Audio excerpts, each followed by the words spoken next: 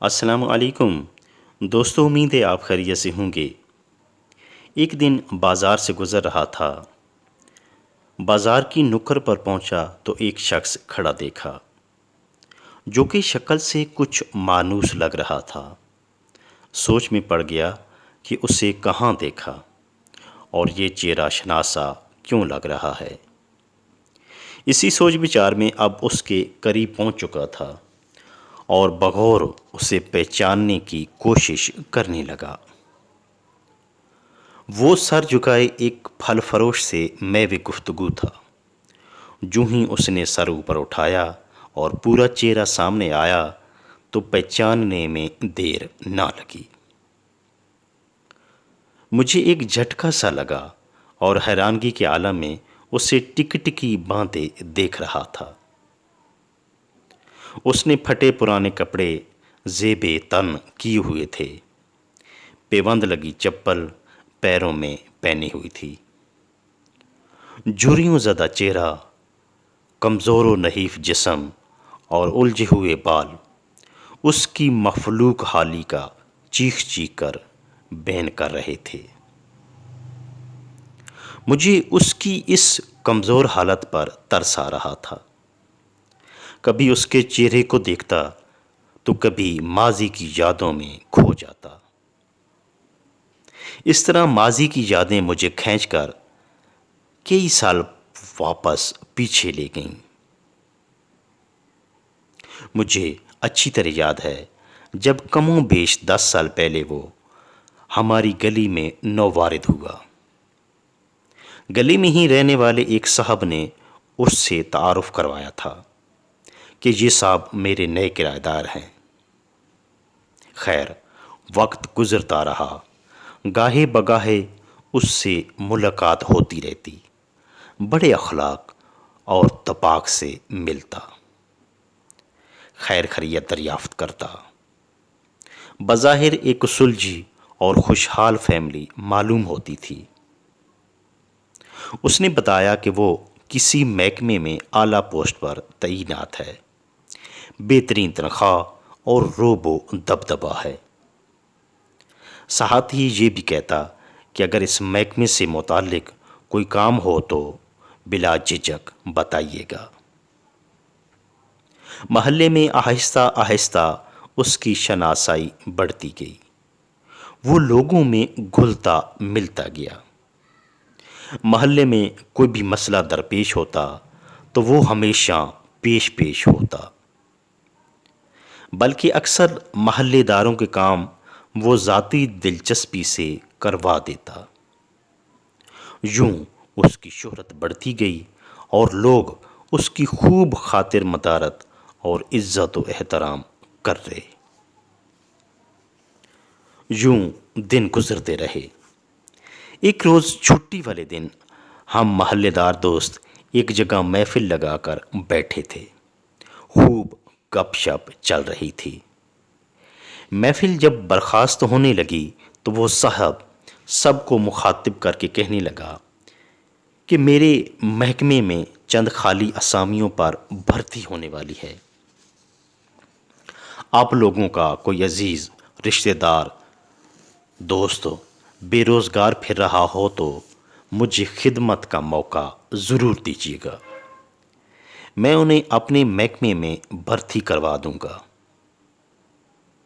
اندھا کیا مانگے دو آنکھیں کی مصداق لوگ اس کے پیچھے پیچھے کاغذات اٹھائے پھرنے لگے۔ جو شخص بھی آتا وہ اس کے کاغذات وصول کر لیتا اور انتظار کا کہتا۔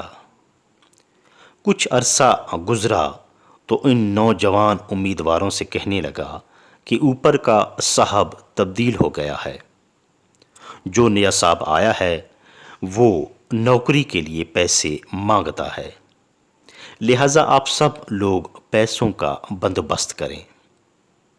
یوں اس نے سب لوگوں سے پیسے وصول کر لیے۔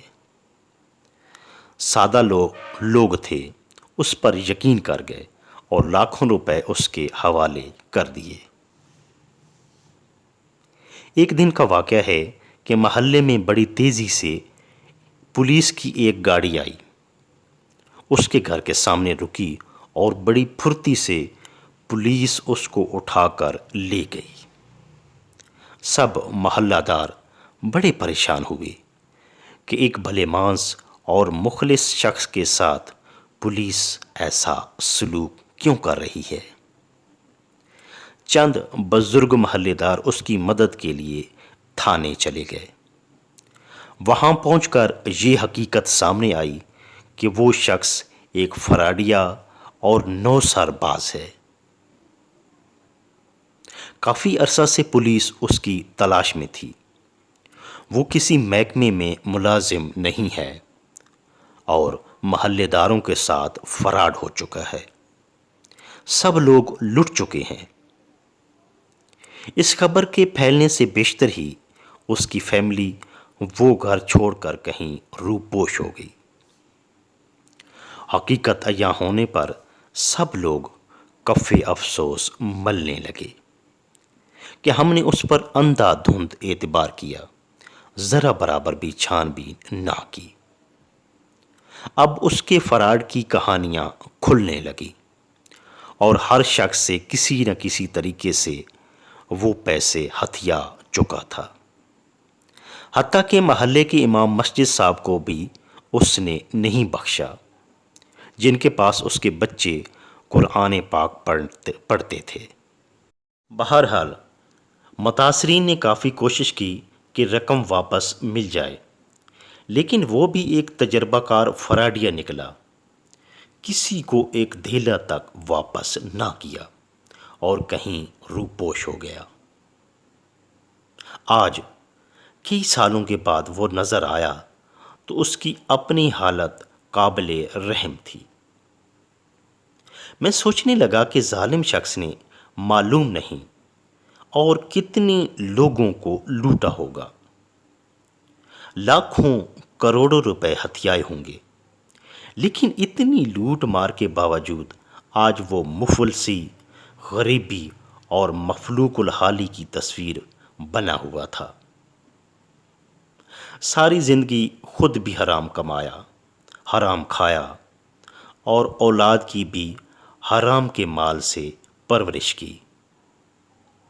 نہ دنیا سنوار سکا اور آخرت بھی تباہ کر ڈالی۔